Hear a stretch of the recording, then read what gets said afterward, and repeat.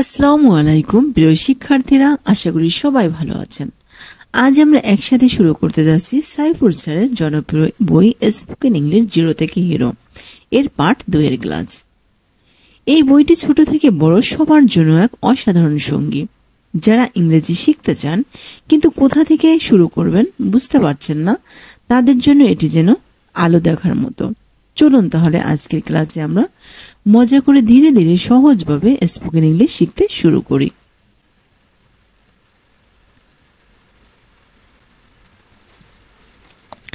City মানে বড় শহর, টাউন মানে ছোট শহর, ভিলেজ মানে গ্রাম। ভিলেজ গ্রামটা লেখা হয়নি।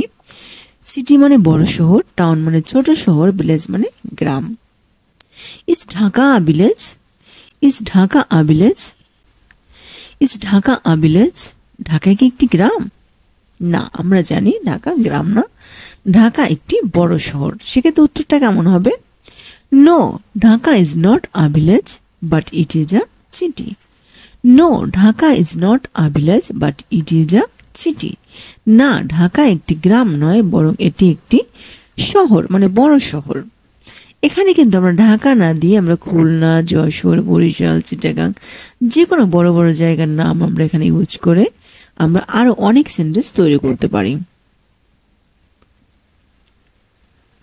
Is Tongi a town? টুঙ্গি কি একটি ছোট শহর? Is Tongi a town? টুঙ্গি কি একটি ছোট শহর? হ্যাঁ, আমরা জানি টুঙ্গি একটি ছোট শহর। Yes, Tongi is a town. Yes, Tongi is a town. হ্যাঁ, টুঙ্গি একটি ছোট শহর। এখানে টুঙ্গি ব্যবহার না করে আমরা অনেক শহরে, ছোট ছোট শহরের নাম ব্যবহার করে আমরা অনেক সেন্টেন্স তৈরি করতে পারবো ইনশাআল্লাহ। Is Tongi a city? Is Tongi a city? Tongi কি একটি বড় শহর? টুঙ্গি একটি বড় শহর? না, টুঙ্গি একটি ছোট শহর। তাহলে আমরা কিভাবে বলবো? No, Tongi is not a city. No, Tongi is not a city but it is a town. না, টুঙ্গি একটি বড় শহর নয়, বরং এটি একটি ছোট শহর। Is Tongi a city? Is Tongi a city? Tongi কি একটি বড় শহর? No, Tongi is not a city but it is a town. না, টুঙ্গি একটি বড় শহর নয়, এটি একটি ছোট শহর। এখানে আমরা দিতে পারি যেমন মিরপুর। মিরপুর কিন্তু একটা শহর, ছোট শহর। Is Mirpur a city? Is Mirpur a city? Mirpur কি একটি বড় শহর? No, Mirpur is not a city but it is a town. না, মিরপুর একটি বড় শহর নয়, বরং এটি একটি ছোট শহর। Is Shahjahanpur a city? Shahjahanpur কি একটি বড় শহর? No, Shahjahanpur is not a city but it is a town. তাহলে না, শাহজাহানপুর একটি বড় শহর নয়, বরং এটি একটি ছোট শহর। Is Buriganga a river? Is Buriganga a river? Buriganga কি একটি নদী? আমরা জানি বুড়িগঙ্গা একটা নদী। Yes, Buriganga is a river.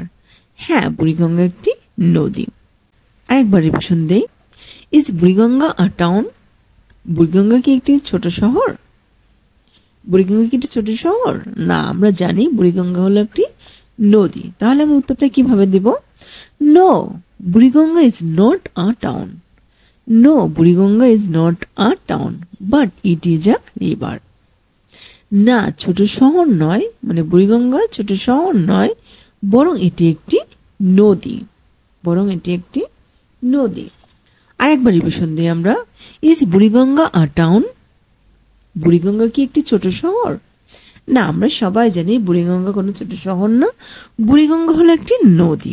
তাহলে উত্তরটা আমরা কিভাবে দিব? No, Buriganga is not a town. No, Buriganga is not a town but it is a river. না, এটা ছোট শহর নয়, বরং এটি একটি নদী। What is this? এটা কি? What is this? এটা কি? What is this? এটা কি? দিস ইজ আ ম্যান, অথবা দিস ইজ আ ওম্যান, অথবা দিস ইজ আ বয় অথবা this is a girl. What is this, এটা কি? এটা একজন পুরুষ অথবা মহিলা অথবা ছেলে অথবা মেয়ে, যা উত্তর হবে আপনারা তাই দিবেন। হোয়াট ইজ দিস, এটা কি? দিস ইজ এ ম্যান অথবা বলবেন ওম্যান অথবা বয় অথবা গার্ল, যাই বলেন না কেন উত্তর কিন্তু একই রকম আসবে।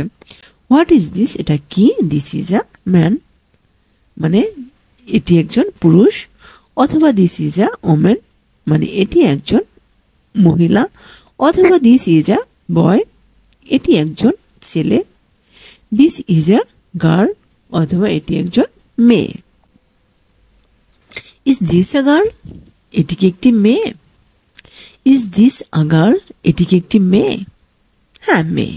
তাহলে উত্তরটা কেমন হবে? Yes this is a girl. Yes this is a girl, হ্যাঁ এটি একটি মেয়ে। যদি মেয়ে না হয় তাহলে উত্তরটা কেমন হবে? No this is not a girl. No this is not a girl but this is a boy. এ মেয়ে না, একজন ছেলে। না এটি একটি মেয়ে নয়, বরং এটি একটি ছেলে। আমরা আরেকটি রিভিশনে যাই। Is this a girl, is this a girl, এটি কি একটি মেয়ে? হ্যাঁ মেয়ে। Yes this is a girl, হ্যাঁ এটি একটি মেয়ে। মেয়ে না, no this is not a girl but this is a boy, মানে না এটি একটি মেয়ে নয়, বরং এটি একটি ছেলে। প্রিয় শিক্ষার্থীরা, আজকের ক্লাস এখানেই শেষ করছি। আমরা দেখছি কিভাবে জিরো থেকে হিরো বইয়ের পার্ট 2 আমাদের ইংরেজি শেখাকে আরো সহজ করে তোলে। মনে রাখবেন, ইংরেজি শেখা কোনো কঠিন কাজ নয়, বরং নিয়মিত চর্চার মাধ্যমে একদিন আপনার মুখ থেকে সাবলীলভাবে বেরিয়ে আসবে সুন্দর ইংরেজি। আপনাদের সবার জন্য দোয়া রইল যেন শেখার এই যাত্রা আনন্দময় হয়। Thank you from the heart for staying with me till the end. Keep learning, keep smiling and stay blessed. ইনশাআল্লাহ আবার পরের ক্লাসে দেখা হবে। আসসালামু আলাইকুম।